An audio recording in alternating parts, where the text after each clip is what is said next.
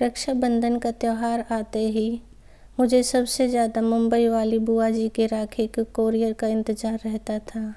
कितना बड़ा पार्सल भेजती थी बुआ जी। तरह तरह के विदेशी ब्रांड वाले चॉकलेट, गेम्स मेरे लिए कलरफुल ड्रेस, मम्मी के लिए साड़ी, पापा जी के लिए कोई ब्रांडेड शर्ट। इस बार भी बहुत सारा सामान भेजा था उन्होंने। पटना और रामगढ़ वाली दोनों बुआ जी ने रंग बिरंगी राखियों के साथ बहुत सारे गिफ्ट्स भेजे थे।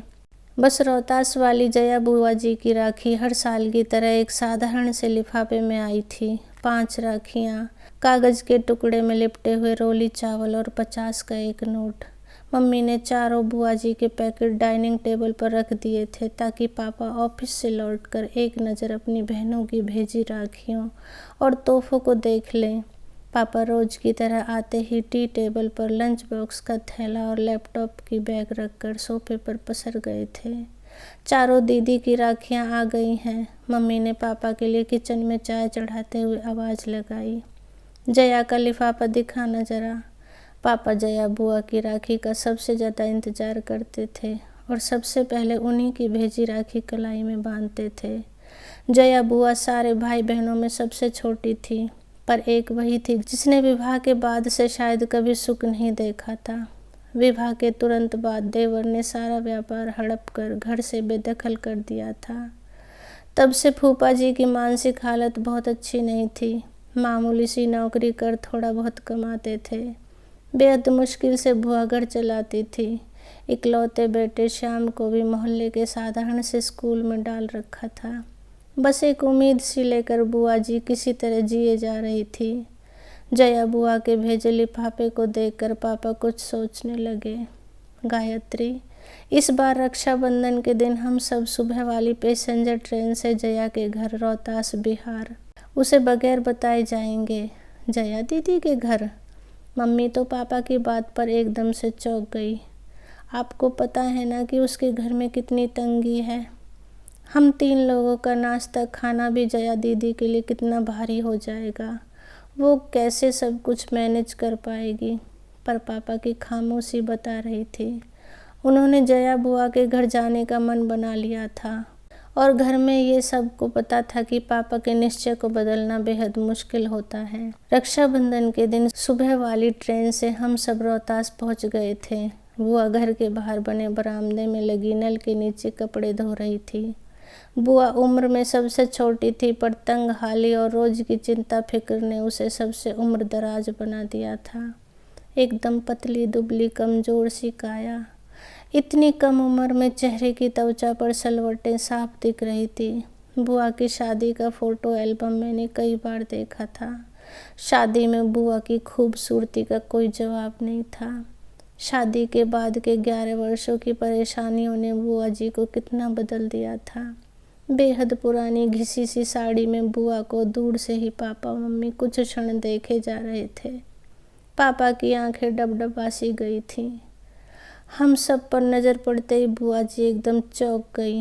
उन्हें समझ नहीं आ रहा था कि वो कैसे और क्या प्रतिक्रिया दे। अपने बिखरे बालों को संभाले या अपने अस्त व्यस्त पड़े घर को दुरुस्त करे। उसके घर तो वर्षों से कोई मेहमान भी नहीं आया था। वो तो जैसे ज़माने पहले भूल चुकी थी कि मेहमानों को घर के अंदर आने को कैसे कहा जाता है। बुआ जी के बारे में सब बताते हैं कि बचपन से उन्हें साफ सफाई और सजने संवरने का बेहद शौक रहा था, पर आज दिख रहा था कि अभाव और चिंता जैसे इंसान को अंदर से दीमक की तरह खा जाती है। अक्सर बुआ जी को छोटी मोटी ज़रूरतों के लिए कभी किसी के सामने तो कभी किसी के सामने हाथ फैलाना होता था। हालात ये हो गए थे कि ज़्यादातर रिश्तेदार उनका फ़ोन उठाना बंद कर चुके थे। एक बस पापा ही थे जो अपनी सीमित तनख्वाह के बावजूद कुछ ना कुछ बुआ को दिया करते थे। पापा ने आगे बढ़कर सहम सी गई अपनी बहन को गले लगा लिया। भैया, भाभी, मन्नू, तुम सब अचानक आज सब ठीक तो है ना? बुआ ने कांपती सी आवाज़ में पूछा। आज वर्षों के बाद मन हुआ राखी में तुम्हारे घर आने का, तो बस आ गए हम सब। पापा ने बुआ को सहज करते हुए कहा। भाभी आओ ना अंदर, मैं चाय नाश्ता लेके आती हूँ। जया बुआ ने मम्मी के हाथों को अपनी ठंडी हथेली में लेते हुए कहा। जया तुम बस मेरे पास बैठो, चाय नाश्ता गायत्री देख लेगी, पापा ने कहा। हम लोग बुआ जी के घर जाते समय रास्ते में रोककर बहुत सारी मिठाइयाँ और नमकीन ले गए थे। मम्मी किचन में जाकर सबके लिए प्लेट लगाने लगी। उधर बुआ कमरे में पुरानी फटी चादर बिछे खटिया पर अपने भैया के पास बैठी थी। बुआ जी का बेटा श्याम दौड़कर फूफा जी को बुला लाया था। राखी बांधने का मुहूर्त शाम 7 बजे तक का था। मम्मी अपनी ननद को लेकर मॉल चली गई थी सबके लिए नए ड्रेसेस खरीदने और बुआ जी के घर के लिए किराने का सामान लेने के लिए। शाम होते होते पूरे घर का हुलिया बदल गया। नए पर्दे, नई चादर, रंग बिरंगे डोरमेट, सारा परिवार नए ड्रेस पहनकर जच रहा था। ना जाने कितने सालों बाद आज जया बुआ की रसोई का भंडार घर लबालब भरा हुआ था। धीरे धीरे एक आत्मविश्वास सा लौटता दिख रहा था बुआ के चेहरे पर सच तो ये था कि उसे अभी भी सब कुछ सपना सा लग रहा था। बुआ जी ने थाली में राखियाँ सजा ली थी, मिठाई का डिब्बा रख लिया था। जैसे ही पापा को तिलक करने लगी, पापा ने बुआ को रुकने को कहा। सभी आश्चर्यचकित थे। 10 मिनट रुक जाओ, तुम्हारी दूसरी बहनें भी बस पहुंचने वाली हैं, पापा ने मुस्कुराते हुए कहा तो सभी पापा को देखते रह गए। तभी बाहर दरवाजे पर गाड़ियों के हॉर्न की आवाज़ सुनकर बुआ, मम्मी और फूफा जी दौड़कर बाहर आए तो तीनों बुआ का पूरा परिवार सामने था। जया बुआ का घर मेहमानों से खचाखच भर गया। महाराजगंज वाली नीलम बुआ बताने लगी, कुछ समय पहले उन्होंने पापा को कहा था कि क्यों न सब मिलकर चारों धाम की यात्रा पर निकले। बस पापा ने उस दिन तीनों बहनों को फ़ोन किया कि अब 4 धाम की यात्रा का समय आ गया है। पापा की बात पर तीनों बुआ सहमत थी और सबने तय किया कि इस बार जया के घर सब जमा होंगे और थोड़े थोड़े पैसे मिलाकर उसकी सहायता करेंगे। जया बुआ तो बस एकटक अपनी बहनों और भाई के परिवार को देखे जा रही थी।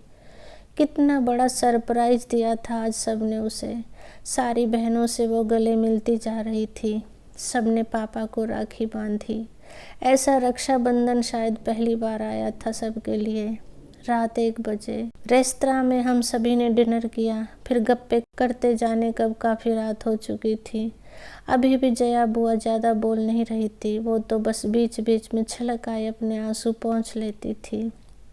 बीच आंगन में ही सब चादर बिछा कर लेट गए। जया बुआ पापा से किसी छोटी बच्ची की तरह चिपकी हुई थी, मानो इस प्यार और दुलार का उसे वर्षों से इंतजार था।